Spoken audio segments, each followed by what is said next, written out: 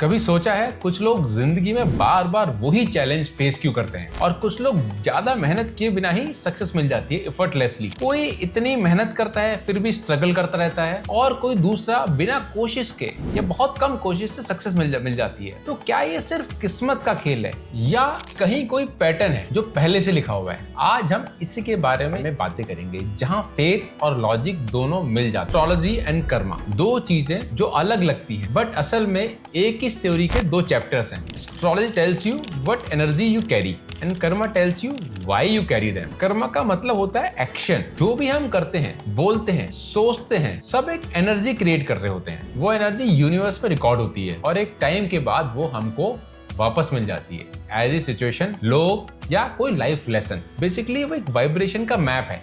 जन्म कुंडली के टाइम जो सर्कल वो रैंडम नहीं होता है, उस एग्जैक्ट मोमेंट एग्जैक्ट लोकेशन का स्नैपशॉट होता है। जब तुम्हारी सोल इस दुनिया में आई है, वो चार्ट तुम्हारे पास्ट कर्मा का कॉस्मिक प्रिंट है। और सबसे पहले बात करते हैं शनि देव की, जिन्हें प्लेनेट ऑफ कर्मा भी कहा गया है। सैटर्न हमेशा वही एरिया हाईलाइट करते हैं जहां हमें अपनी जिम्मेदारी निभानी होती है। फॉर एग्जाम्पल, अगर वो करियर हाउस में है तो हमको डिसिप्लिन और पेशेंस सीखना होगा, और अगर वो रिलेशनशिप हाउस में है तो हमको लॉयल्टी और मैच्योरिटी सीखनी होगी। शनि हमें पनिश नहीं करते हैं, वो हमको सिर्फ पॉलिश कर रहे हैं। कर्मा का काम पनिशमेंट नहीं है, वो सिर्फ करेक्शन होता है। और अब बात करते हैं राहु और केतु की, जो दोनों एक्चुअली प्लेनेट नहीं बल्कि छाया ग्रह हैं, शैडो एनर्जीज। राहु तुम्हें उन डिजायर का प्रतीक बोलते हैं जो पूरी नहीं हुई, और केतु उन लेसन का सिंबल है जिसमें पहले से मास्टरी थी। राहु तुम्हें नए एक्सपीरियंस में डाल देता है और केतु तुम्हें याद दिलाता है कि तुम यहाँ ऑलरेडी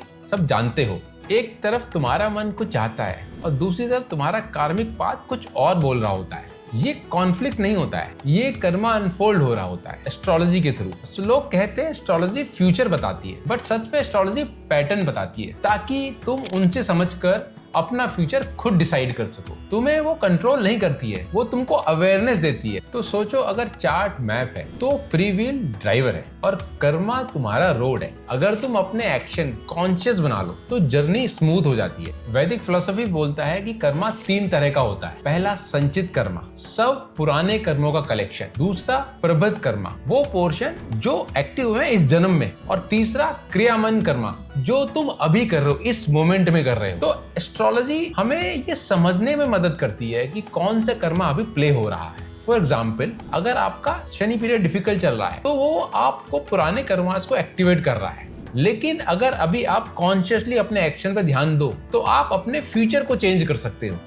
यही है एस्ट्रोलॉजी और कर्मा की रियल पावर, जो हमें ट्रैप नहीं करती बल्कि हमको ट्रांसफॉर्म करती है। बहुत से लोग कहते हैं कि डेस्टिनी फिक्स होती है, बट असल में डेस्टिनी भी एनर्जी का एक मोशन होती है। एस्ट्रोलॉजी तुम्हें वो मोशन दिखाने में हेल्प करती है ताकि तुम उसके लिए रेडी हो। जब तुम अपनी प्लैनेटरी एनर्जी समझ लेते हो तो तुम उसे ब्लेम करना छोड़ देते हो। तुम समझने लगते हो कि हर मुसीबत एक टीचर की तरह होती है और हर सक्सेस एक पुराने एफर्ट का रिजल्ट। कर्मा और एस्ट्रोलॉजी दोनों मिलकर बताते हैं कि लाइफ रैंडम नहीं होती है, ये एक रिदम में चलती है। हर इंसान, हर इमोशन, हर इंसिडेंट तुम्हारी खुद की वाइब्रेशन का रिफ्लेक्शन है। जब मैंने भी इंस्टा शो बनाया था तब मैंने एक चीज डीपली फील की थी। यूनिवर्स हमेशा तुम्हें वही देता है जिसके लिए तुम रेडी हो। रेडीनेस भी एक कार्मिक स्टेज होती है। तुम वही अट्रैक्ट करते हो जो तुम्हारे वाइब्रेशन ने बनाया है। एस्ट्रोलॉजी और कर्मा दोनों इसी बात को प्रूव करती हैं कि दुनिया में कुछ भी